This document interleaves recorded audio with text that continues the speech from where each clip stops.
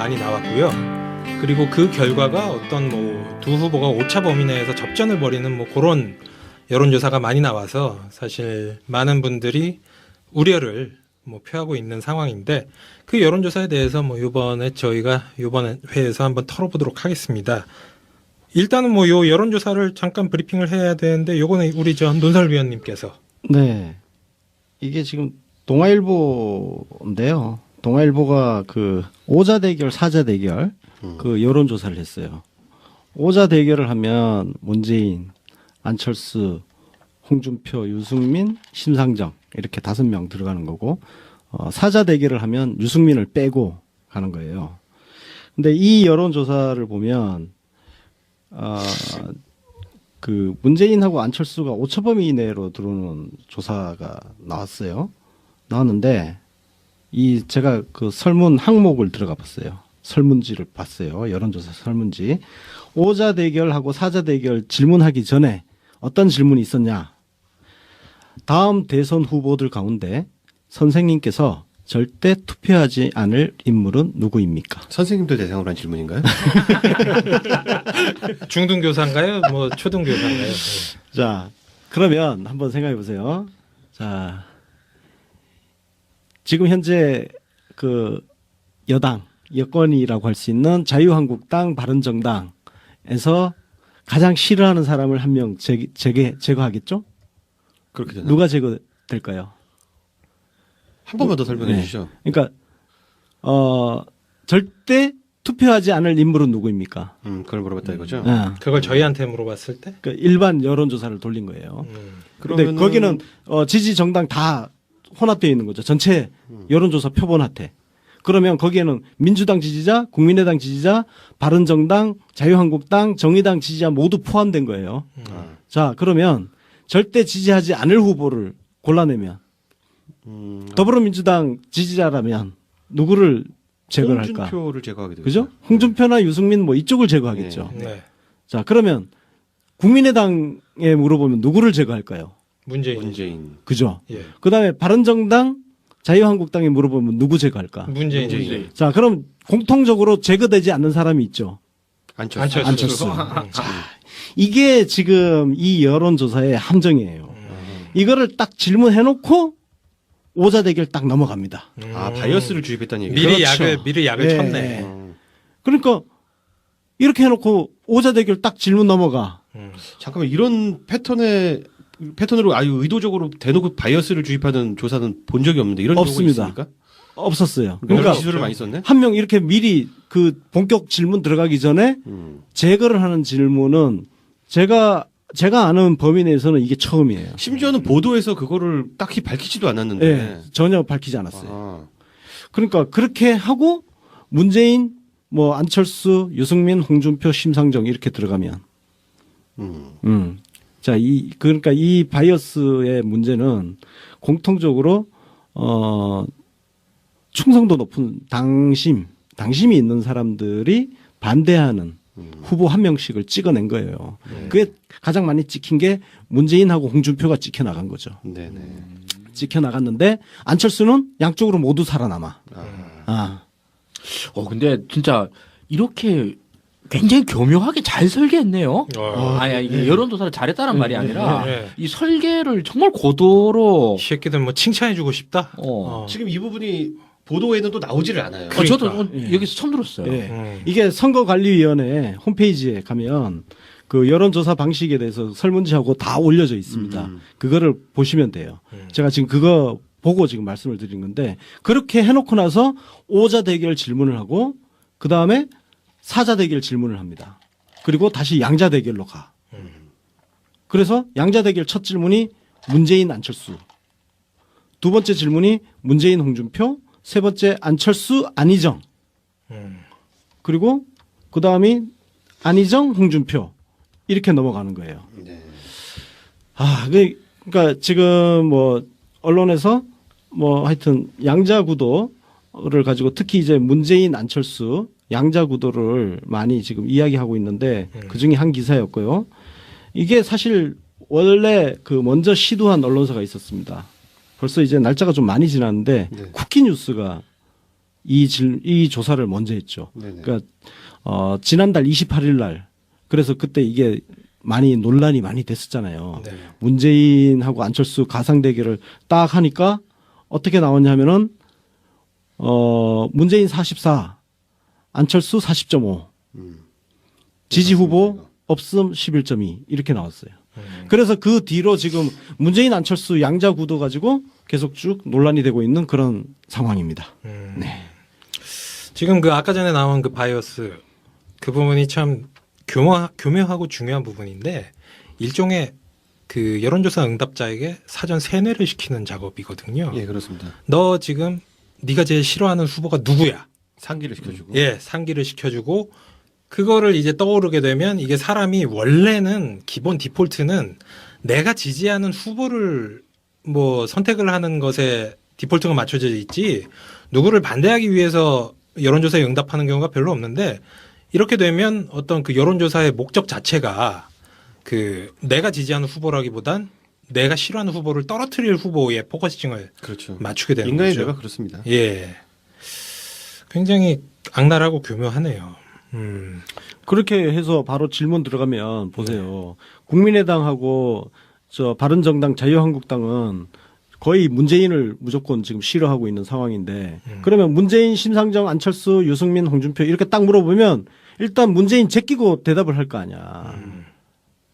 아, 내보고 이렇게 짜라 그래도 절대 못 잡겠습니다. 아, 진짜. 천재다 천재. 어떤 놈인지.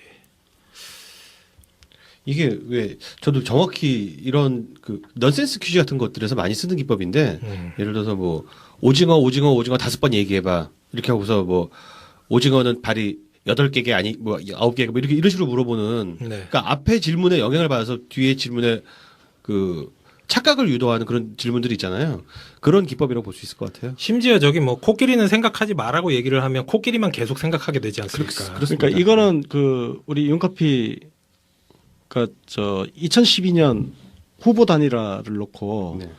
굉장히 슬픈 여론 방식이었다라고 네네. 하나 올린 거 있었잖아. 배신자 찾기 게임. 배신자 찾기 네. 게임. 그거하고도 약간 유사한 그렇죠.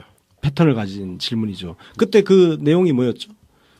그때 그게 안철수 대 박근혜. 박근혜라는 질문이 있고 문재인 대 박근혜. 문재인 대 박근혜 질문이 있는데 그 전문가시잖아요. 아, 예.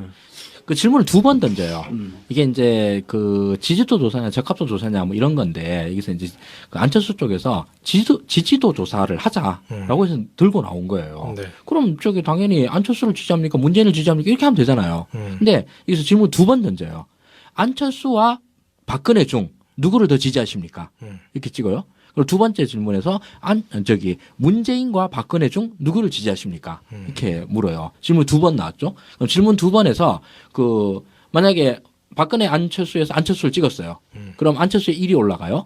그리고 박근혜 문재인에서 문재인을 찍었어요. 그럼 또 문재인에 또 1이 올라가요. 양쪽 다 1이 올라가죠? 그러니까 이건 하나만한 여론조사예요. 양쪽 다 공평하게 올라가니까.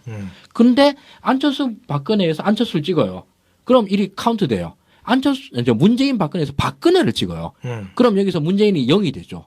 그럼 안철수한테 1이 카운트가 되는 거예요. 그렇죠. 그러니까 둘 다 찍겠다는 그 정권 교체를 바라지 않는 많이 바라는 사람들은 이 조사에서 제거가 되는 겁니다. 우리 같은 경우는 사실 그렇잖아요. 사실 아니 아무리 내가 안철수가 미워도 설마 박근혜보다 안철수가 밉기야 하겠습니까? 그럼 당연히 무조건 우리는 안철수 투표뿐만 찍지. 아니라 그렇죠. 여론조사에서 그렇게 응답하는 것 자체도 굉장히 수치스럽죠. 그러니까요. 예. 그런데 우리 같은 사람은 다 제거해요. 그야말로 그 안철수 그러니까 진짜 뭐 박근혜보다도 문재인이 더 싫은 사람만 카운트가 되는 거예요. 그러니까 이게 저 솔로몬 앞에 간 네. 자기 아이를 찾으려는 그 엄마 그러다가 결국은 포기하는 아이를 뭐 나누려고 어쩌고저쩌고 하니까 아이를 포기하는 그 엄마의 마음. 그렇죠. 네. 예. 그런데 그 재판에서 그 두 개로 나누자는 여자한테 아기를 주는 판결 같은 겁니다. 그렇죠. 예. 근데 이게 그 안철수 쪽에서는 그 전에도 그랬잖아요.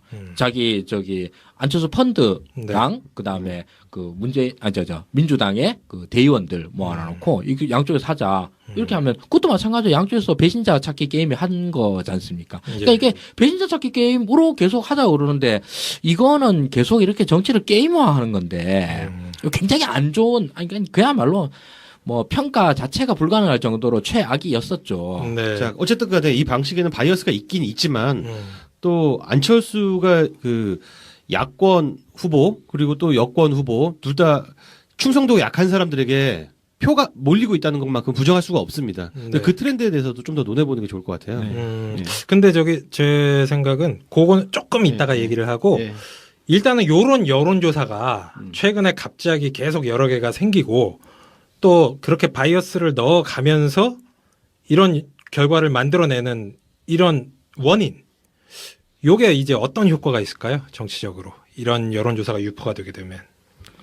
사람들이 여론조사에 영향을 실제로 좀 받거든요. 그럼요. 그러니까 흐름이 안철수가 좀 괜찮은가?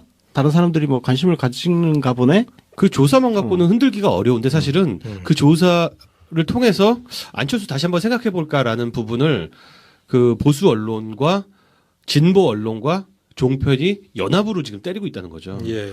그 쓸데없이 목소리 한번 긁었다고 강철수 되고 막 달라졌다 이런 식으로 계속 인상을 계속 넣어주는 거예요.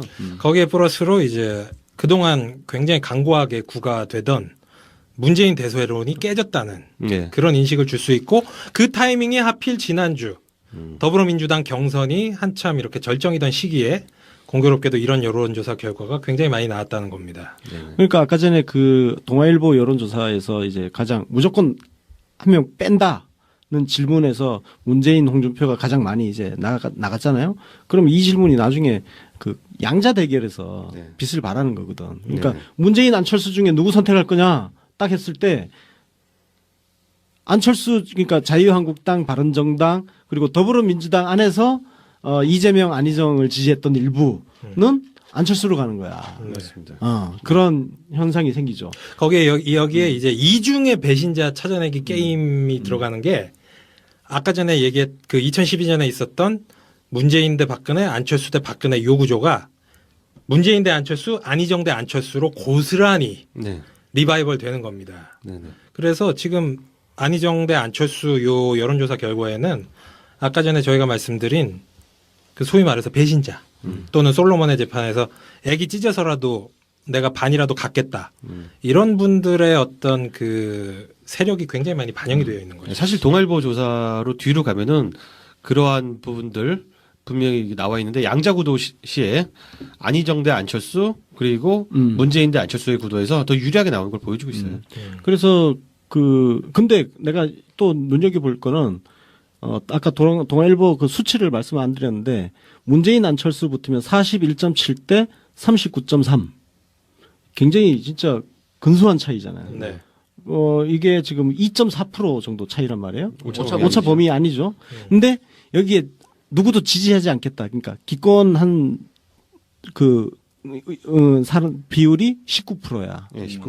그러니까 이 사람들은 굉장히 어쨌든 그래도 좀 순수한 사람들인 것 같아요. 이거 이제 당황을 내가 한 지지하는 거야. 후보가 없어.